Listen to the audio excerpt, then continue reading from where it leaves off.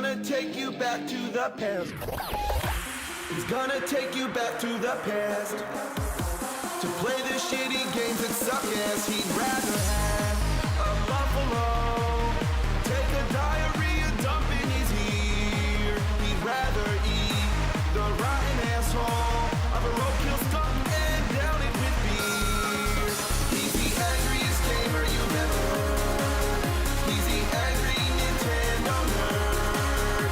He's the angry Atari Sega nerd. He's the angry video gamer. Okay, the wait is finally over. This is the review that everybody wants to see. Here it is, Superman on Commodore 64.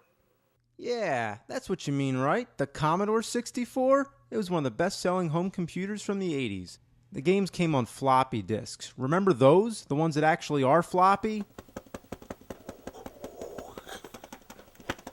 Let's pop this fucker in, turn this son of a bitch on, and play some Superman. Well, this is the startup screen. You never know what to do unless you have the instructions. You gotta type load, parenthesis, asterisk, parenthesis, comma 8, comma 1, and then return. And then it goes to black, and a few seconds later it says, now loading Superman. At least that lets you know you did it right. But then you gotta wait for the piece of shit to load. You remember those early CD-based game consoles like the PlayStation, and you'd always have to wait for everything to load? Well, it's nothing like that. This thing actually takes 2 minutes and 7 seconds. Yeah, I timed it. Then the title screen starts up with the music and you're like, wow. But wait, what the hell's this? Type in the character that appears in column 9, row 10?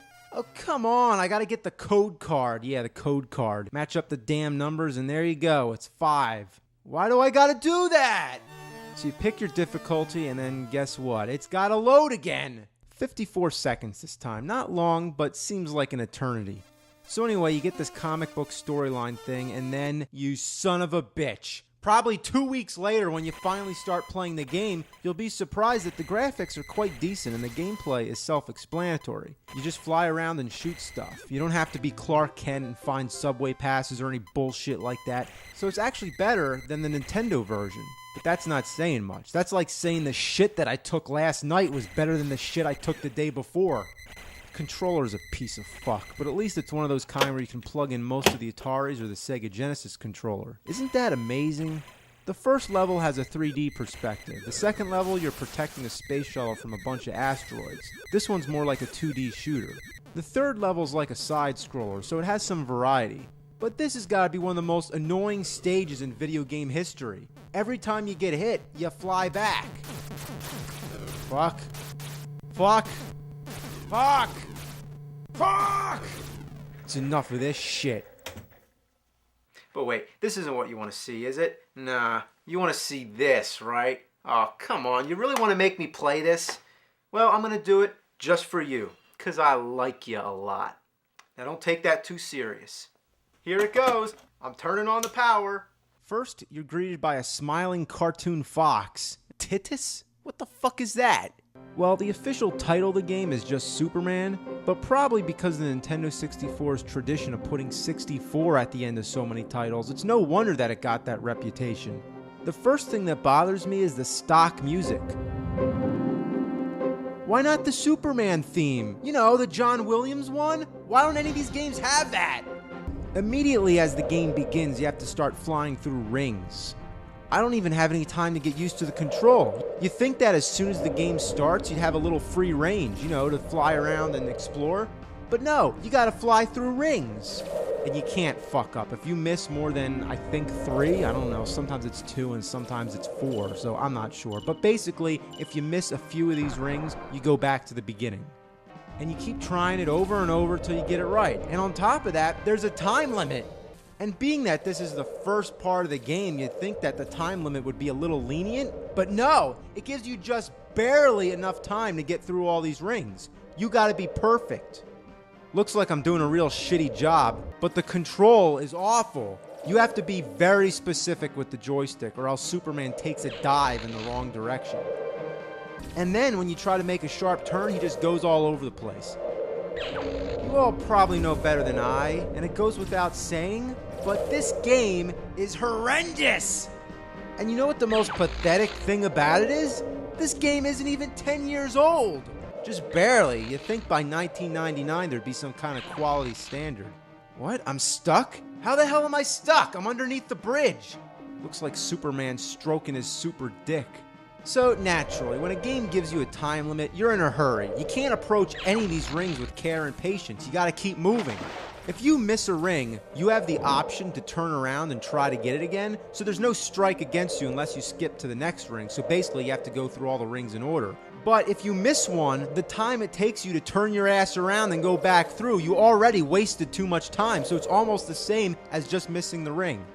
You have to keep flying. If you stop and bullshit around, then you're not going to make the time limit.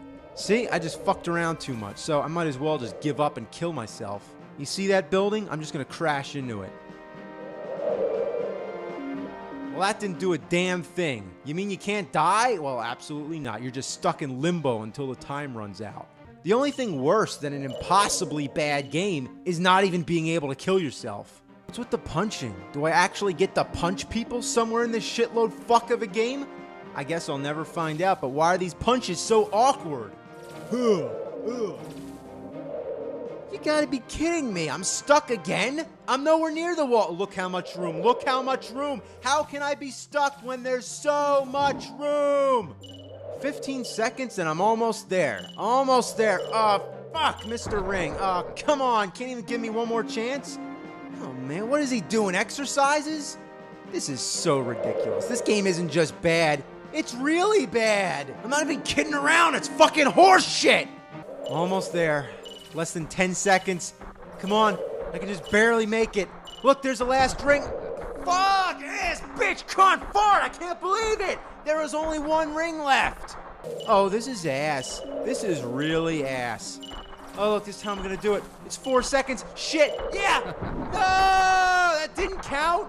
So finally, when I get past the rings, instructions flash on screen, then go away.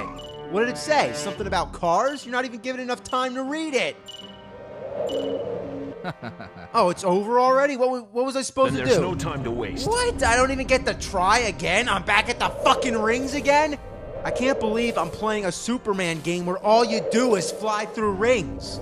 At first, I thought this was the training mode. Yeah, you know, like to test your accuracy. Lots of games have that. Remember Star Fox on the Super Nintendo? There's a training mode where you have to fly through rings. But even then, you don't have to go through all the rings. It's about how many you can get through in a row.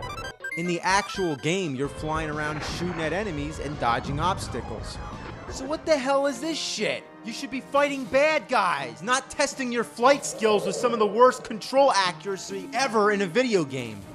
But it actually does have a practice mode. Out of curiosity, I tried it out just to see what it is, and guess what it is? Going through rings. Yeah, what'd you expect? So once again, I'm at the next part. The message flashes on the screen for barely a second, and then you have 6 seconds to do whatever. Fuck. Back to the rings again. You know, if I had 2 consecutive chances, I might be able to figure it out. But instead, I'm too surprised when I finally get there to act in 6 seconds and with no time to read what it's telling me to do. And am I really doing this? Is this a Superman game? Flying through rings? Is that the best they could come up with? That's like if they made a Batman game where all he does is just play hopscotch. This looks like a job for Superman. Okay, time for the 6-second car stage again. Get off! Get off! Here we go. Got the car. Now what? Oh, the timer reset to 11. That's weird. But what do I do with the car? Okay, so there's another car coming. Can I stop it? Oh, this is the shits. This is the shits. Basically, you gotta pick up both these cars and throw them before they hit the people. But guess what's after that? More rings! And after that, you gotta pick up a police car and carry it to the goal. I'm starting to notice a pattern here. You go through rings, pick up cars, go through rings, and pick up cars. So I get to the goal, and guess what's next? Seriously, I want you to just take a guess what comes after this. More rings? Yeah. What kind of game is this? Is this some sort of insanity test? Well, I'm done. I'm sorry, but that's all I can do. This game doesn't even qualify as shit. It's like the equivalent of shit taking a shit. This is unspeakably, shockingly bad. It's sickeningly loathsome. It's a fucking suffering to the mind. It's a bunch of fuck and it doesn't belong on this planet. Somebody's gotta take care of it. This is a job for the fucking nerd.